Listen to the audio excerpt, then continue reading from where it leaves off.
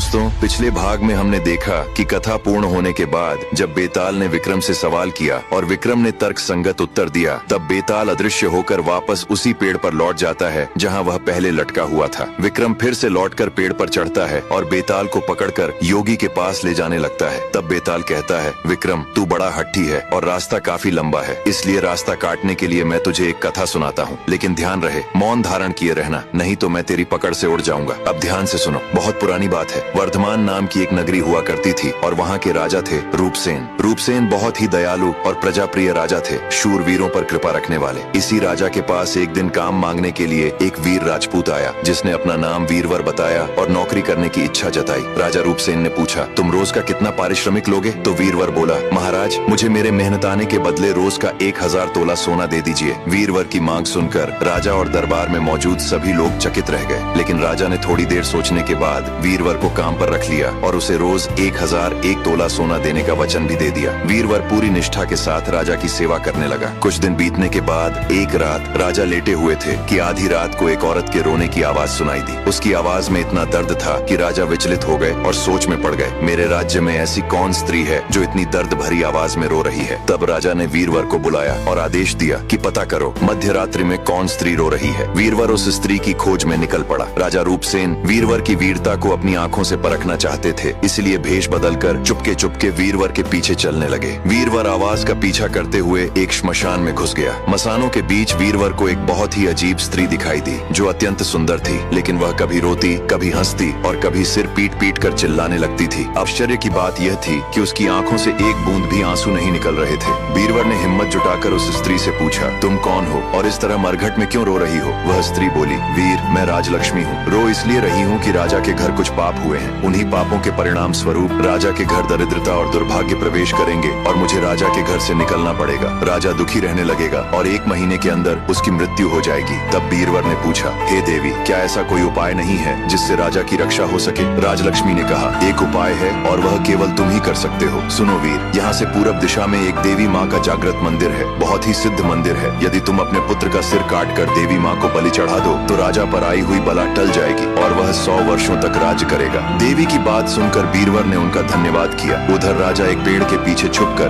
देवी और वीरवर की बातें सुन रहा था। उसे अपनी मृत्यु से ज्यादा चिंता इस बात की हो रही थी कि वीरवर अब आगे क्या करेगा। श्मशान से निकलकर वीरवर सीधे अपने घर की ओर बढ़ चला। राजा भी चुपके चुपके उसके पीछे हो लिया। रास्ते में वीरवर को उसका मित्र देवगुप्त मिला। देवगुप्त नशे में चूर होकर राजा को गालियां दे रहा था। वीरवर ने उसे राजा को गालियां देने से रोका। तब देवगुप्त बोला, वीरवर तुम स्वामी भक्ति में इतने अंधे हो गए हो कि तुम्हें राजा की काली करतूतों का कुछ पता ही नहीं चलता। बीरबल के पूछने पर देवगुप्त ने बताया, राजा के चचेरे भाई ने अपनी मंत्री की बेटी से प्रेम का ढोंग रचा। लड़की उसकी चाल समझ नहीं पाई क्योंकि उसने उससे विवाह का वचन दिया था, लेकिन जब वह गर्भवती हो गई तो वह उसे जंगल में छोड़ आया। यह सुनकर बीरवर को राजलक्ष्मी की बातें याद आ गईं। देवगुप्त लगातार राजा को गालियां देता रहा, लेकिन बीरवर उसकी बातों को दरकिनार करके अपने घर की ओर बढ़ गया। उसके पीछे पीछे राजा भी हो लिया। जब अपने घर जाता है तो अपनी पत्नी से सारी बात बताता है। उसकी पत्नी भी वीरवर की बातों से राजी हो जाती है, लेकिन अपने बेटे से इस बात को पूछने को कहती है और बेटा अपनी बलि देने के लिए तैयार हो जाता है। वह कहता है, मेरे प्राणों के बदले हमारे राजा की जान बच जाती है तो मेरा शीश अवश्य देवी के चरणों में चढ़ा देना। वीरवर के पीछे पीछे आए राजा